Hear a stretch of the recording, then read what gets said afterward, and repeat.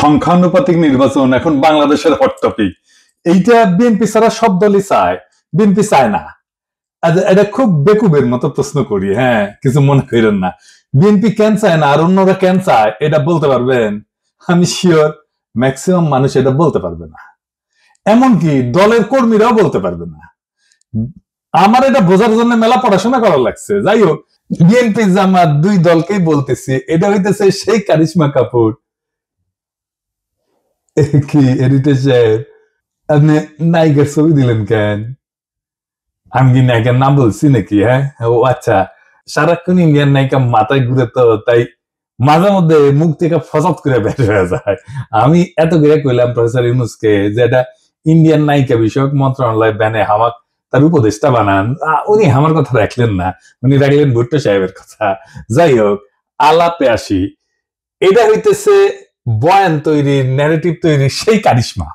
দুঃখজনক ভাবে এটাই আপনারা ফেল, লাড্ডা গোড্ডা। পাবলিকে হয় আপনার কথা শুনে না বা বুঝাবার পারেন না। এই আলাপটা উঠেছিল গত বছর অগাস্টের শেষ দিকে, হাসিনা পলানোর পরপর। সেই সময় আমি একটা ভিডিও বানিয়েছিলাম, এই যে এটা আপনারা জানেন, আমি তীব্রভাবে জামাতের সমালোচনা করেছিলাম। আমাকে জামাতের আমির ফোন দিচ্ছেন, ফোন দিয়ে কইলেন দুঃখ করিয়া যে দাদা আপনি আমাদের ইন্ডিয়ার দালাল বানাই দিলেন। আমি বলছিলাম যে শহীদ ভাই, আপনারা মাঝে মাঝে এমন ভুল করেন যে মনে হয় আপনারা স্লিপ ওয়াকিং করিচ্ছেন। স্লিপ ওয়াকিং মানে বুঝেন তো, যে ঘুমের মধ্যে হাঁটে, সেগুলো চেতন নাই, অচেতন অবস্থায় হাঁটিচ্ছে, তো সেভাবে হাঁটে। তা আপনারা ঘুমের মধ্যে হাঁটিচ্ছেন, আপনাদের আঘাত না করলে তো ঘুম ভাঙবি না, তাই না? যাই হোক, আজকে আমরা দেখবো আসলে পদ্ধতি বাংলাদেশের জন্য ভালো হবে কি, রাজনৈতিক দলগুলো কি বুঝে চাইতেছে আর কি বুঝে বিরোধিতা করছে। আসেন সেটা আমরা একসাথে বুঝে দেখি। আমার আগে ভিডিও থেকে দেখে আসি। আসেন, এই সংখ্যানুপাতিক নির্বাচন বিষয়টাকে আমি কইছিলাম, হ্যাঁ, জামাত 10 দফা প্রস্তাব দিচ্ছে, ভালো কথা, কিন্তু এটার মধ্যে একটা খুব ইন্টারেস্টিং দফা আছে, তা হইতেছে সংখ্যানুপাতিক নির্বাচন। এটার মানে কি জানেন? মানে হইতেছে ধরেন আপনার আসনে মোট ভোট 10 লাখ, মানে মোট ভোটার আর কি। তো ইলেকশন হইলো বিএনপি পেলো 5 লাখ, জামাত পেলো 3 লাখ। এখন আবার জামাত বলবে আমাদের কম ভোট দিলেন কেন? যাই হোক, এটা হিসাবের জন্য আর কি। আওয়ামী লীগ পেলো ধরেন 1 ভোট, তাও চূড়ান্ত গণনা ক্যান্সেল হয়ে গেল, হ্যাঁ, তো জিতবে তো বিএনপি, তাই না? তো এখন যে জামাত যে 3 লাখ ভোট পেলো, এটা তো পুরাই লস জামাতের জন্য। সে বলতেছে না, 300 আসনে যত ভোট পড়বে সেই ভোট, মোট ভোটের যত শতাংশ, 300 আসনের তত শতাংশ সিট তারে দিতে হবে। তার মানে কোন সিটে আলাদাভাবে যারা জিততেছে না, তারা যদি সব মিলায় 1% ভোটও পায়, তাইলে তারা 3টা সিট পাবে, বুঝছাও?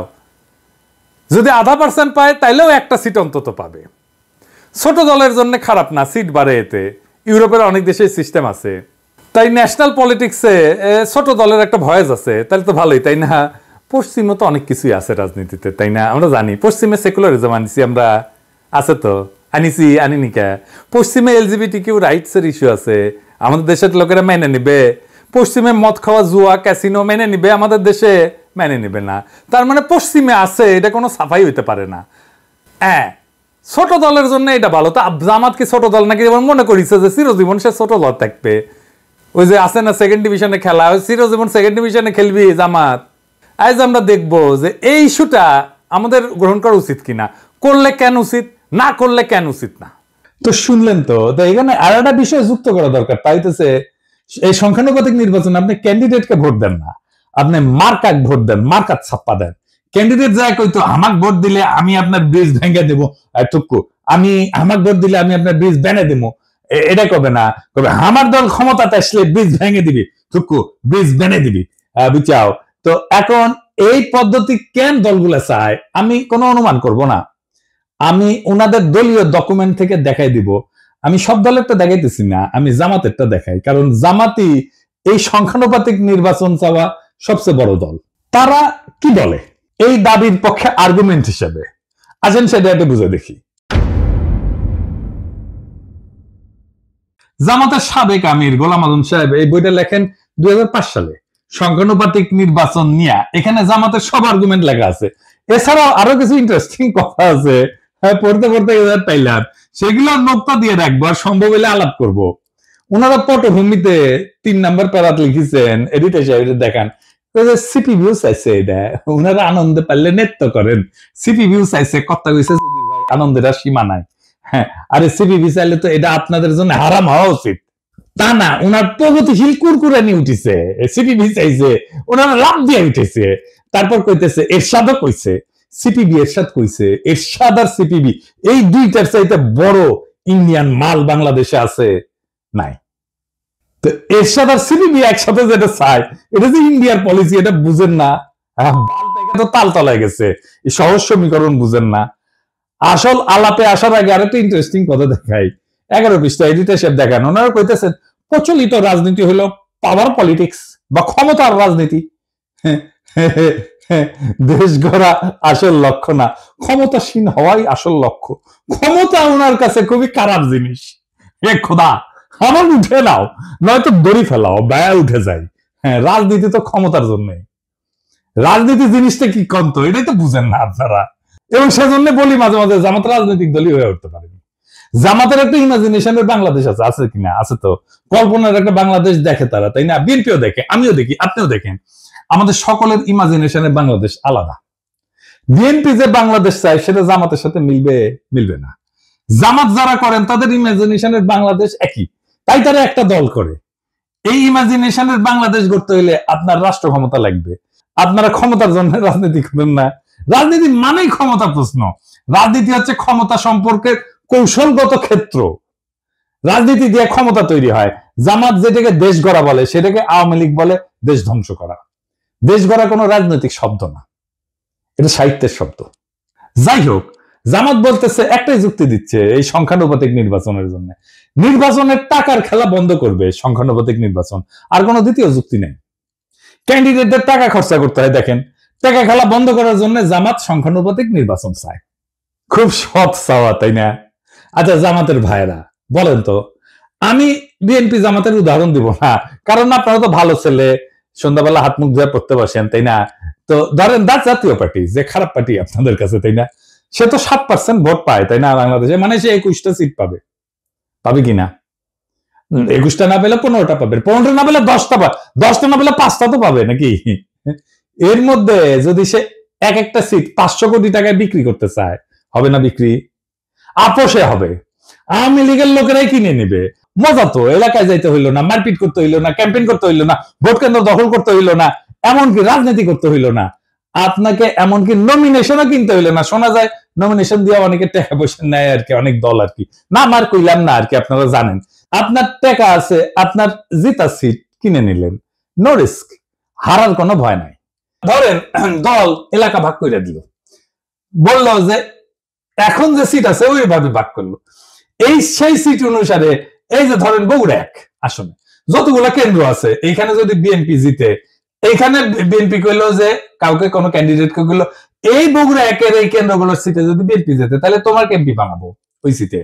তুই ক্যান্ডিডেট খরচা করবে না জেতার জন্য, পারবেন টাকার খেলা কমাইতে, বরং বাড়াই দিবেন টাকার খেলা, আরো কেন্দ্রীভূত কইরা দিবেন। কারণ ওই পাবলিককে জনগণ ভোট দেবে না, ওই পাবলিককে সিলেক্ট করবে দলের নেতা। আর কি সমস্যা আছে? বাংলাদেশের প্রধান রাজনৈতিক দলগুলোতে তো আভ্যন্তরীণ গণতন্ত্র প্রায় অনুপস্থিত, নেতৃত্ব অত্যন্ত কেন্দ্রীভূত। এই পদ্ধতিতে, সংখ্যানুপাতিক পদ্ধতিতে দলীয় তালিকা তৈরি হবে কেন্দ্রীয় নেতৃত্বের মাধ্যমে। এটা স্থানীয় জনপ্রতিনিধিত্বকে দুর্বল করে দিবে। দলীয় নেতৃত্ব ক্ষমতা আরো কেন্দ্রীভূত করবে এবং স্থানীয় পর্যায়ে জবাবদিহিতা কমবে। দলের শীর্ষ নেতৃত্বই নির্ধারণ করবে কে সংসদে যাবে। ভোটারদের প্রত্যক্ষ ভোটের ক্ষমতা কমে যাবে। মানে এখন তো জনপ্রিয় নেতা হলে তার জেতার চান্স থাকে, তাই না? মানুষের কাছে ভালো হইতে হয়, সেটা কোনো দরকারই পড়বে না। দেখেন, আমরা অনেকে মনে করি রাজনীতি মানে হচ্ছে নির্বাচন, আইন, সংসদ, এই সমস্ত কিছু। কিন্তু রাষ্ট্রবিজ্ঞানী মোস্তাক আহমেদ একটা খুব সোজা কথা বলেন। উনি বলেন যে রাজনীতি আসলে একটা অদৃশ্য বোঝাপড়া। সেটাতে ঠিক হয় কে ক্ষমতায় থাকবে, কে টাকা খাবে, কে নিরাপদে থাকবে। এই বোঝাপড়াকেই বলা হয় পলিটিক্যাল সেটেলমেন্ট, বা বাংলায় বলে রাজনৈতিক বন্দোবস্ত। এই রাজনৈতিক বন্দোবস্ত ছাত্ররা ভাঙতে চাইছিল, আর সেটাকেই তারা বলছিল নতুন রাজনৈতিক বন্দোবস্ত। বুঝিছাও? তো এই বন্দোবস্ত লিখিত না, কিন্তু খুব বাস্তব। বড় বড় রাজনৈতিক দল, আমলা, ব্যবসায়ী গোষ্ঠী, পুলিশ, বিচারক, এলিট সবাই এটা অলিখিত চুক্তিতে থাকে। আমি আর একটু বুঝাই বলি। ধরেন রাস্তার ট্র্যাকে চাঁদাবাজি, হাটের ইজারা, ছিনতাই, মাস্তানি, ঠিকাদারি, বালু মাহাল, এই সমস্ত জিনিস আছে না, যেটি থেকে টাকা পয়সা আসে, এটা একটা ইকোনমি আছে। কে তুলবে টাকা, কে নিবে, পুলিশ কত পাবে, রাজনৈতিক নেতা কত পাবে, তৃণমূলের মাস্তান কত পাবে, মন্ত্রী কত পাবে, হাসিনা কত পাবে, এই সবকিছু সেটেলড সেই অলিখিত চুক্তি দিয়া। এটি রাজনৈতিক বন্দোবস্ত। এই বন্দোবস্তের পার্ট এমপি। সে খরচা করে, মাস্তান পালে, কর্মী পালে, পুলিশের সাথে যোগাযোগ রাখে, উকিলের সাথে যোগাযোগ রাখে, স্থানীয় মাফিয়ার উপরে, আন্ডারওয়ার্ল্ডের উপরে নিয়ন্ত্রণ রাখে। এইভাবে এই বন্দোবস্ত টিকে থাকে। হাসিনা চলে যাওয়ার পরে অপরাধ বাড়ছে কেন? কারণ এই আন্ডারওয়ার্ল্ডের উপরে যাদের কার্যকর নিয়ন্ত্রণ ছিল তারা নাই হয়ে গেছে। এখন কেউ সেইভাবে কন্ট্রোল করে না, তাই এরা নিয়ন্ত্রণহীনভাবে যা খুশি করতেছে। এইটা ল অ্যান্ড অর্ডারের বিষয় না, এটা সেই অলিখিত চুক্তি ভেঙে যাওয়ার পরিণতি। আমাদের নতুন বন্দোবস্ত করার আগেই আপনি আরেকটা বন্দোবস্ত ভাঙতেছেন। বাংলাদেশে ইনস্টিটিউশন নাই, গড়ে ওঠে নাই। এই ইনস্টিটিউশনের বিকল্প হচ্ছে রাজনৈতিক বন্দোবস্ত। এইখানে রাজনৈতিক দল তার নেতা কর্মী একটা জটিল ভারসাম্য রক্ষা করে সমাজকে টিকায় রাখে। এইটা যখন নষ্ট হয়ে যায় তখন প্রতিদ্বন্দ্বী গোষ্ঠীগুলো নিরাপত্তাহীনতায় ভোগে এবং সহিংসতা, দুর্নীতি, রাজনৈতিক অস্থিরতা বাড়ে। আপনি সংখ্যানুপাতিক নির্বাচন করে পুরা পলিটিক্যাল ফেব্রিক ধ্বংস করে দেবেন। কেউ নিয়ন্ত্রণ করতে পারবে না। জেলা শহরগুলোর আন্ডারওয়ার্ল্ড, ঢাকা শহরের আন্ডারওয়ার্ল্ড আপনি নিয়ন্ত্রণ করতে পারবেন না। তার ব্যবসা বাণিজ্য, ভাগ বাটোয়ারা, এই জায়গাটা কে নিবে? তখন আপনি তো সব উলট পালট করে দিচ্ছেন। এলোমেলো করে দেমাল লুটে পুটে খাই, একটা কথা আছে না, আপনি এলোমেলো করে দিচ্ছেন রাজনৈতিক বন্দোবস্তকে। তো ওই জায়গা তো ফাঁকা থাকবে না। তো ওই জায়গাটা কে নিবে? পুলিশ নিবে, যেটা অর্গানাইজড। এখন পুলিশ নিবে, প্রশাসন নিবে, আর একটা হাসিনার শাসন তৈরি হবে। পুরা সমাজ, রাষ্ট্র রাজনৈতিক দলের নিয়ন্ত্রণের বাইরে চলে যাবে। যে দেশে ইনস্টিটিউশন গড়ে ওঠে নাই সেই দেশের রাজনৈতিক বন্দোবস্তই হলো সমাজকে টিকায় রাখার বিকল্প ব্যবস্থা। আর আপনি সেই ব্যবস্থাটিকে ভেঙ্গা সংখ্যানুপাতিক নির্বাচন নামের গুগলি মারলে রাষ্ট্র গড়ায় পড়বে গ্যাংয়ের হাতে, পুলিশের হাতে, প্রশাসনের হাতে, স্থানীয় মাফিয়ার হাতে। আফগানিস্তানে হয়েছিল না, তালেবান আসার আগে এক এক এলাকায় এক এক ওয়ারলর্ড শাসন করতো, একই জিনিস হবে বাংলাদেশে। আপনি এই কাজটা করতে যাইতেছেন। পুলিশ আর প্রশাসন শক্তিশালী হয়ে উঠবে, দারুণ। এই সংখ্যানুপাতিক নির্বাচন আঞ্চলিকতা বাড়ায় দেবে। আমি অন্য দেশের উদাহরণ দেব না, বেলজিয়ামের উদাহরণ দেব। এই বেলজিয়াম একটা দেশ হিসাবে থাকে কিনা দেখেন। কি হয়েছে বেলজিয়ামে? আসেন আলাপ করতেছি। বেলজিয়াম তো একটাই দেশ, তাই না? কিন্তু এর ভেতরে আছে দুইটা বড় জাতিগত ভাষাগত গোষ্ঠী। একটা হচ্ছে ফ্লেমিশ, ওলদান্স ভাষায় কথা বলে, থাকে দেশের উত্তর অংশে, তার নাম হচ্ছে ফ্লান্ডার্স। আর দুই নাম্বার হচ্ছে ওয়ালুন, ফরাসি ভাষায় কথা বলে, থাকে দেশের দক্ষিণ অংশে, নাম হচ্ছে ওয়ালোনিয়া। এরা কিন্তু আলাদা ভাষায় কথা বলে, আলাদা স্কুলে পড়ে, আলাদা গণমাধ্যম আছে তাদের জন্য, এমনকি আলাদা রাজনীতি করে, দল আলাদা এই দুই গ্রুপের। এবং এই বেলজিয়ামে সংখ্যানুপাতিক ভোট আছে। এই পিয়ার সিস্টেমে ভোট যতই ছোট হোক, আলাদা পরিচয়ের দল সংসদে ঢুকে পড়ে। এর ফলে বেলজিয়ামে গড়ে উঠছে শুধু ফ্লেমিশ স্বার্থ নিয়ে কাজ করে এমন দল, যেমন এনভিএ। শুধু ওয়ালুন শব্দ নিয়ে কাজ করে এমন দল, যেমন পিএস, পার্টি সোশ্যালিস্ট। এরা কিন্তু জাতীয় স্বার্থ দেখে না, কেবল নিজেদের অঞ্চলের স্বার্থ দেখে। ফলে সার্বজনীন রাজনীতি আর হয় না, হয় আঞ্চলিক স্বার্থের জন্য রাজনীতি। এর ফলাফল কি? সরকার গঠন করতে পারে না। ফ্লেমিশ আর ওয়ালুন এদের মতানৈক্য চূড়ান্ত। এই যে দেখতেছেন না, এখন প্রফেসর ইউনূসের সরকার ঐক্য মত করতে পারতেছে না, দেখতেছেন না, জুলাই সনদ করতে পারতেছে না, মতানৈক্যের জন্য। একই রকম বেলজিয়ামের জাতীয় পরিচয় দুর্বল হয়, সবাই নিজেকে ওয়ালুন বা ফ্লেমিশ ভাবে, বেলজিয়ান ভাবে না। ভাষা, শিক্ষা, অর্থনীতি সব আলাদা হয়ে গেছে। স্কুলে আলাদা পাঠ্যক্রম, আলাদা মিডিয়া, এমনকি আলাদা ট্যাক্স এবং প্রশাসন চলতেছে অঞ্চল ভিত্তিক। যেহেতু একক সংখ্যাগরিষ্ঠতা পায় না, সরকার গঠন হয় না। 1 বছরের বেশি সময় সরকার গঠন হয়নি, এরকম এক্সাম্পল আছে। এই রাষ্ট্র টিকবে না। এবার আরো মারাত্মক উদাহরণ দিই ইসরায়েলের।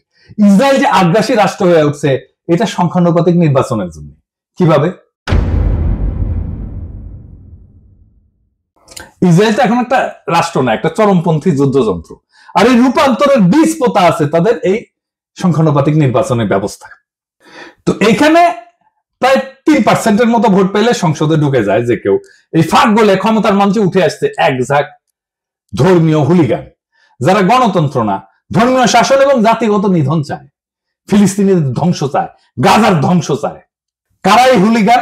যেমন SHAS, এরা নারী অধিকারের প্রকাশ্য শত্রু, সিভিল ম্যারেজের প্রকাশ্য শত্রু। তারপরে আরেকটা আছে UTZ, এরা নারীদের ভোটের শত্রু, আধুনিক শিক্ষার শত্রু, এমনকি রাষ্ট্রীয় আইনকে অস্বীকার করে।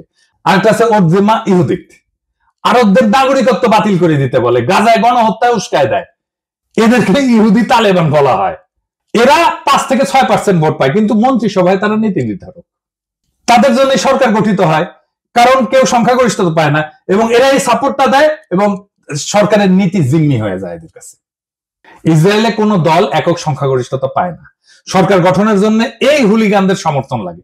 তারা চুক্তি করে শর্ত দেয় যে আমাদের দাবি যদি না মানো তাহলে সরকার ফেলায় দেব। নেতানিয়াহু বাধ্য, তাকে বিচার বিভাগ ভেঙে দিতে হয়েছে এদেরকে সন্তুষ্ট করার জন্য।